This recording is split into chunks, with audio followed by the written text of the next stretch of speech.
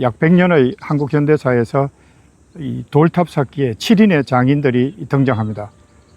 이러한 7인의 장인들을 소개해 드리도록 하겠습니다.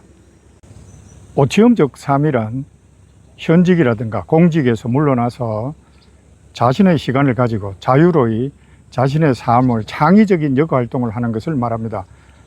그러나 이 여가활동은 릴렉스하는 그런 단계를 넘어서서 치열하게 자신과 인생의 유의미함을 추구하는 그런 활동이 되겠습니다. 이러한 활동의 대표적인 사례 중 하나로 이 돌탑 쌓기를 들 수 있는데요. 약 100년의 한국 현대사에서 이 돌탑 쌓기에 7인의 장인들이 등장합니다. 이러한 7인의 장인들을 소개해 드리도록 하겠습니다. 먼저 자타 공인하는 마이산 갑사의 이갑용 처사, 그리고 산청군 삼성궁의 강민주 선사, 파주 감악산의 강순옥 씨, 구례에 돌탑 조류농장을 운영하는 김정표 씨, 그리고 순천 나간면의 최병수 씨, 홍익대 교수로 재직하셨던 고승관 씨의 파거산 돌탑, 한때 구경이라고 불리던 창원 팔룡산에 돌탑을 쌓은 이삼용 씨를 들 수 있겠습니다. 이분들이 그야말로 오티엄적인 삶을 살은 돌탑계의 오티안이다, 이렇게 부를 수가 있겠습니다. 돌탑은 사실 우리의 그 민속 신앙과 계를 함께 하고 있습니다. 그래서 이 돌의 단단한 경질, 이 단단함이 어떤 액을 막아준다, 이런 의미를 자연스럽게 내포할 수 있고 정말 어디서나 쉽게 구할 수 있는 자연 친화적인 소재였습니다. 그래서 우리 선조들은 성황당이라든가 이렇게 상당히 신성한 장소를 만들면서 돌을 쌓기 시작했습니다. 그래서 집석신앙이라고 해서 돌을 쌓는 그런 신앙을 만들었습니다. 그리고 이 신앙은 자연스럽게 애군을 물리치고 화복을 빌며, 그리고 그 동네의 지형적인 부족함을 피하기 위한 보완의 신앙으로 자리매김했습니다. 돌이 이렇게 우리 잡석이라고 그러죠. 이러한 평범한 돌멩이들이 가장 많이 산포되어 있는 충청도 금산군의 사례를 보면 돌탑을 쌓다가 돌탑은 통상 원통형이나 원추형이나 이렇게 원형을 형태를 짓게 됩니다. 그래서 이 돌탑을 쌓으면서 그 안에 그 동네의 지형이 소가 누워있는 와우와 같은 형상이 있다 해서 그 돌탑 안에 콩을 넣는 경우도 있고, 아니면 복이 이렇게 많이 들어오라고 해서 복을 끓는 쇠스랑을 돌탑 안에 넣는 경우도 있었고, 또한 마와 같은 이런 것들로부터 보호하기 위해서 돌탑 안에 재를 넣는 그런 경우도 있었습니다. 서귀포시의 무릉리에서는 돌탑 안에 이 액운을 끌어 없애버리려고 무쇠솥을 집어넣는 경우도 있었습니다. 이렇듯이 이 돌탑을 통해서 우리는 우리가 바라는 어떤 기원들, 기구함, 이런 것들을 추구했다, 이렇게 보여지는 거죠. 역시 마찬가지로 이러한 그 공동체들이 추구했던 이런 돌탑 쌓기가 점차 현대로 넘어오면서 개인의 어떤 자기 실현, 이런 거와 연결이 됩니다. 개인이 쌓은 이 돌탑의 대표적 사례가 이갑용 씨고요. 마이산의 돌탑을 보면 중학교의 미술 교재에 이렇게 그림을 보았는데요. 마이산 갑사의 이갑용 처사의 경우에는 구한말입니다. 구한말에 이분이 그 어떤 시대적인 그 혼돈, 이런 쪽에서 조선의 그 안정화를 위해서 팔집기에 돌탑을 쌓았습니다. 굉장히 정교하고 지금까지도 아주 그 기념비적으로 남아 있다고 볼 수 있습니다. 그리고 경남 산청의 그 삼성궁에 돌탑을 쌓은 강민주 선사는 삼성궁이라는 성격 자체가 가지고 있는 당군을 숙모하는 민족의 화복을 기원하는 이런 큰 뜻으로 시작을 했다, 이렇게 볼 수 있겠습니다. 파거산의 그 고승관 교수의 경우에는 홍익대를 퇴직하고 이분이 퇴직하기 전에 미리 사두었던 땅에 자신의 열정을 다 쏟아부었습니다. 그래서 진정 오티안적인 그런 삶을 살았던 분이다, 이렇게 보시면 되겠습니다. 300개의 돌탑을 직접 이렇게 세우셨는데요. 돌탑을 세우면서 이분이 느낀 것은 어떤 경우에는 가끔 무너지는 경우도 있더라. 그래서 자세히 살펴보니까 이 무너지는 경우에는 밑으로 수맥이 흐르는, 기초가 단단하지 않는 경우에는 결국 돌탑이 무너지게 되더라. 하나의 돌탑이란 자체가 땅을 먼저 보는, 그래서 기초를 먼저 다지는 중요성, 이런 것들을 이야기를 하고 있었습니다. 그리고 그 순천 나간면의 그 최병수 씨 같은 경우에는 이분은 정말 어떤 돌의 기재입니다.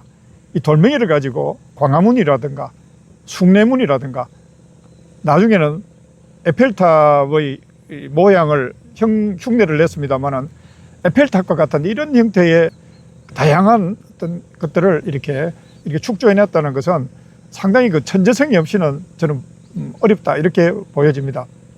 그리고 구례의 김정표 씨 같은 분은 완전히 몸이 폐인이 될 정도로 건강이 안 좋은 상태에서 고향에 내려옵니다. 그래서 고향에서 거의 뭐 자신을 버리다시피 이렇게 자기 스스로 이렇게 생각하고 있었는데 어머니의 힘에 의해서 돌 쌓기를 시작했습니다. 그래서 이 김정표 씨가 만드는 가장 높은 돌의 높이는 16m까지 올라갑니다. 이 16m를 만드는 데는 혼자서 올라가려면 우리가 시멘이든 돌을 지고 갈 때 보통 40kg 정도의 무게를 감당을 해놔야 됩니다. 그래서 비계라 그러죠. 이 비계를 혼자서 만들어서 이렇게 올라가는데 그건 상당히 위험합니다. 5층 높이 정도의 탑을 중심으로 하는 그런 등반이 아닌 그 노동이 굉장히 위험하고 힘들었습니다만은 18기 탑을 그분은 그렇게 완성하고 굉장히 모양도 우람합니다. 우람하게 이 탑을 완성했습니다. 그리고 창원 팔룡산의 돌탑은 이삼용 씨가 20여 년 이상을 축조했었는데요. 행정구역이 마산시였을 경우에는 마산 구경에 속할 정도로 명성지고 지금도 유명한 명성지라고 할 수 있겠습니다. 이 탑을 만드는 그 기원은 우리나라가 통일이 되는 그날이 오면 이제 999기에서 마지막 1000기의 최종 탑2라 그러죠. 탑의 머리에 올릴 돌을 우리 한반도가 닮은 돌을 준비하고 있다고 합니다. 그래서 그 탑2를 올릴 그날을 기대하고 있다, 이렇게도 이야기하는데요. 이분의 그 비하인드 스토리 중에는 처음에는 어머니에 대한 못다했던 은혜의 보답, 이런 것들을 탑을 통해서 시도했다고 합니다. 그래서 그 탑들이 하나하나 쌓으면서 어머니에 대한 고마움을 보답, 이렇게 참 효자로서의 어떤 모습을 보여주었습니다. 탑을 축조하는 과정에서 돌이 무너져서 전신을 덮쳐서 아주 그 고생한 이런 이야기도 있었습니다만은 며칠 동안 자기 스스로 의지로 이것을 극복하고 다시 돌쌓기에 나선 그런 경우도 있었습니다. 물론 돌쌓기를 통해서 건강을 회복한 경우도 있습니다. 예를 들면 구례의 김정표 같은 분은 폐인이 되다시피 해서 고향에 내려왔습니다만은 이분은 돌찾기를 통해서 자신의 건강을 회복한 아주 그 단단한 체력을 만들어가는 이런 과정을 돌찾기에서 경험했습니다. 그러나 창원의 이삼용 씨 같은 경우에는 계속해서 그 1000기에 가까운 돌들을 쌓고 만드는 과정에서 무릎에 대한 통증이 심해집니다. 이 무릎 수술을 3번이나 하는 그러한 과정을 거치게 됩니다. 그런 과정을 거쳤을지언정 이분들 모두가 가지고 있는 것들은 자기 효능감, 내적 만족, 자기 실현에 대한 성취감, 이런 것들은 굉장히 만족스럽고 뿌듯했고 의미로웠다, 이렇게 보여집니다. 이분들의 공통점은 무엇인가? 7분 모두 다 돌에 대한 전문가는 아니었습니다. 그냥 왠지 가장 우리가 손쉽게 만날 수 있는 이 돌을 만나고 싶었다는 거죠. 그래서 돌을 가지고 하나의 유의미를 주게 되고 이 돌을 가지고 시작을 하다 보니까 이런 만들어지는 과정, 축조하는 과정에서 이분들은 전문가가 되었다는 거죠. 그래서 누구보다도 이 돌에 관한 전문가가 되었다. 현재 팔룡산의 돌탑 같은 경우에는 아주 심한 태풍, 예를 들면 매미와 같은 태풍이 왔을 때도 무너지지 않았던 그런 전력을 가지고 있습니다.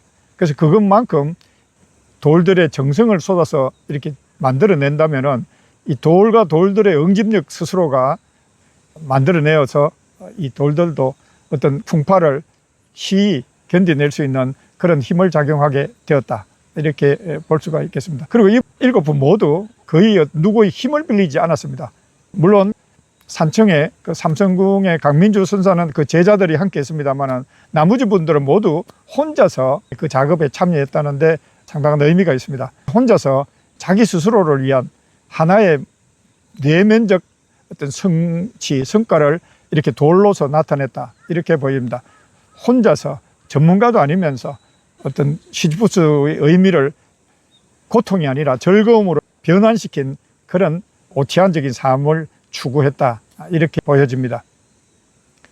아무래도 혼자서 이렇게 전문적 지식도 없이 정말 순수한 열정으로 추구하다 보니까 도로의 높이는 대부분 한계가 있었습니다. 그리고 자연 소재를 썼습니다. 시멘을 쓴 것은 구례의 김정표 씨 외에는 다른 분들은 거의 쓰지를 않았습니다. 그리고 대부분은 돌 자체만을 선호했습니다. 이러다 보니까 이 돌의 높이가 중력의 법칙에 적용될 수밖에 없죠. 그래서 돌의 높이는 6m에서 9m 정도가 대부분 어떤 한계를 만들어냈다. 그래서 비계를 이용한다거나 이렇게 전문적인 건설 장비를 쓰지 않았기 때문에 이러한 높이에서 돌탑들은 그 높이를 멈추고 있습니다. 하지만 구례의 그 김정표 씨 같은 경우에는 애당초부터 수백 기를 이렇게 축조하는 그러한 의미보다는 하나하나 높은 탑을 모색을 했고 높은 탑을 짓기를 원했고, 또한 그 탑의 내부에는 시멘을 넣어서 이렇게 응축이 강하도록 이렇게 만들었기 때문에 높이가 16m까지 올라갈 수 있었습니다.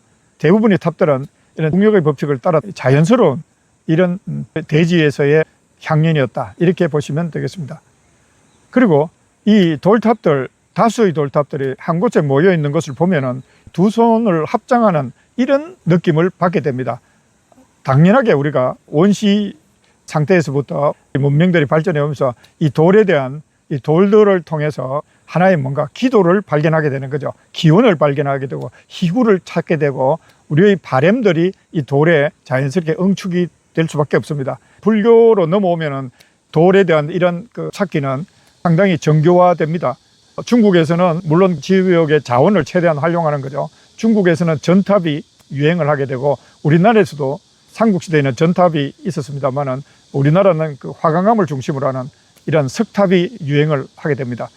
일본으로 넘어가면은 일본에서는 그 자기들이 가지고 있는 이 나무를 잘 활용해서 목탑이 왕성하게 이렇게 건축으로서 발전을 하게 되는 거죠. 그래서 자연의 조건을 잘 활용하는 이러한 하늘을 향한 신앙, 희구. 그래서 이 7분들도 처음에는 어떤 건강이라든가 아니면은 어머니에 대한 보답이라든가 단순한 쪽에서 출발을 했다면 이분들은 나중에 결국에는 하나하나 이렇게 지어가는 그 과정 속에서 그분들은 그분들대로의 신앙이 생겨날 수밖에 없었다, 이렇게 볼 수 있겠습니다. 그래서 그 신앙은 하나의 어떤 작품으로 이렇게 융합되어서 아주 다중적인 의미의 돌탑을 만들게 된다, 이렇게 볼 수 있죠. 그래서 돌탑들은 개인의 의미에서는 상당히 다중적인 의미를 가질 수 있고요.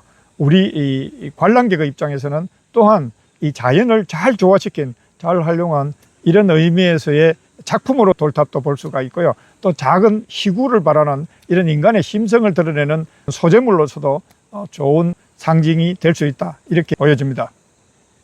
그래서 이제 우리가 이러한 돌탑을 쌓는 것을 통해서 한국의 현대를 살아가는 사람들에게도 시사하는 바가 있습니다. 자신의 삶을, 자신의 시간을 정말 자신이 진정 좋아하는 무엇인가를 찾아내서, 그것은 뭐 어느 날 갑자기 드러날 수가 있겠죠. 물론 준비된 자에게 그렇게 됩니다만, 그래서 그러한 것들을 가지고 자기의 삶을 희구하는 것, 이것이야말로 가장 오티안적인 삶이지 않느냐, 이렇게 보여집니다.